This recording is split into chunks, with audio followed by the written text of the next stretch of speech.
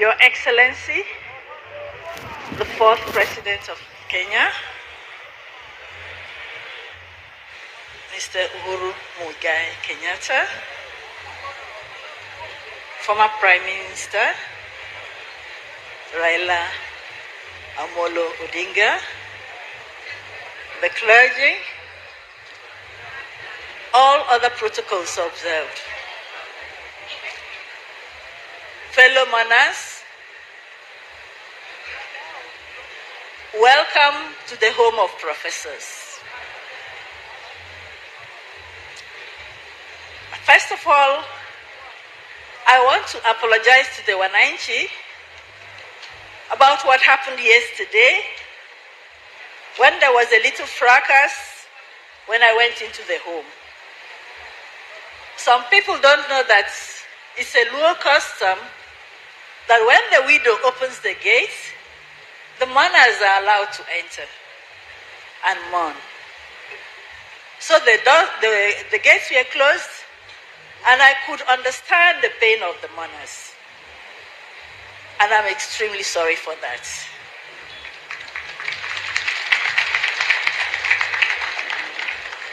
My husband was a classy man, and I hope that today that mantle will fall on the same people who came to mourn yesterday, that they will now continue in that same fashion of being classy because they stopped being rowdy. And as we go to inter my husband this afternoon, please come home, sit down and mourn, but please let it be in a classy fashion. No rowdiness. I really appreciate that.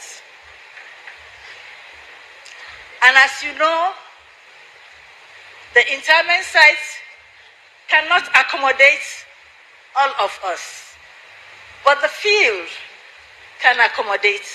So please, please, please, let it be the inner Magoha family. We are so many. In Africa, we don't count children, but the Magohas are huge enough to feel where the gravesite will be. And I will crave your indulgence to please allow the Magohas pay their last respects to their father, their second father, a friend, and a confidant.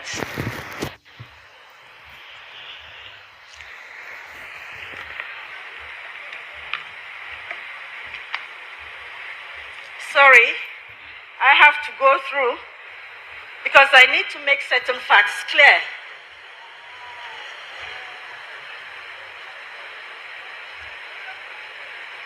Some cultures are good, and some things we have to emulate.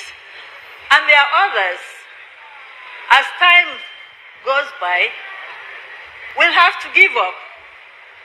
There's a saying in my language that says, if nobody gives you advice, look around and advise yourself.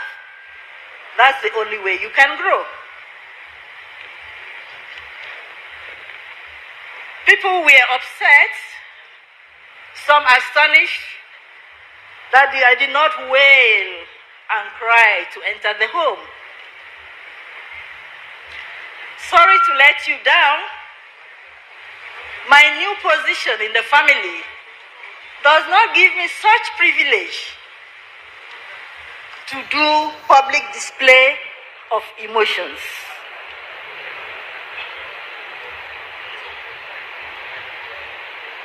I'm a Nigerian. I was born a Nigerian.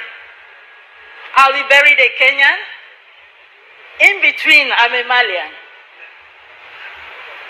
I mourned my husband the Nigerian way, because when you are in distress, you go back to the womb, and the first language was my Ana.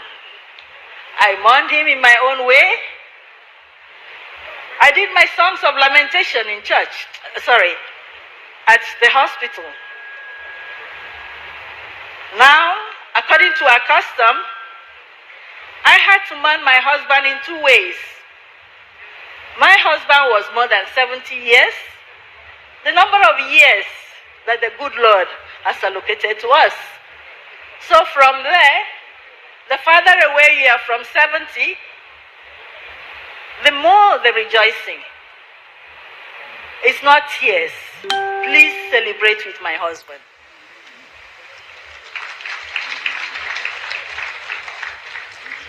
I brought him home as the custom. As the new head of the home, I had to welcome him and receive his blessings. They say dead men, they see and they hear. And he heard me, he saw me.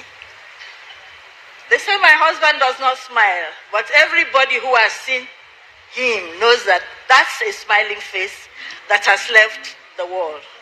And that's what I want people to remember. He smiled that he gave hope to the hopeless. It's not the certificates. It's not who he was, but what he gave. People wondered what gave him strength. When he had a Kikuyu woman holding his hands and praying, a Kalenjin holding his hands and praying, and all he's asking is, what is he saying? They're saying, God bless you. Okay. And he would stop whatever he was doing to receive those prayers. Those were the things that gave him courage. Those were the things that gave him strength. He didn't have to take multivite for them. That was just his multivite. And I remember during COVID, that was the most trying time for our family, a family of doctors. And I told him, if this is the way you are supposed to go, there's nothing anybody can do about it. You can't sit down and mourn because it's COVID, you can't do your work. You're afraid to die. Cowards die many times before their death. And we were prepared as a family, whatever comes in the course of duty. God saved him. He went through that. He took all the precautions though. But if it was his time, he wouldn't have made it. So for me, I've accepted he's gone. And I've accepted that I can take over the new role that he has given me.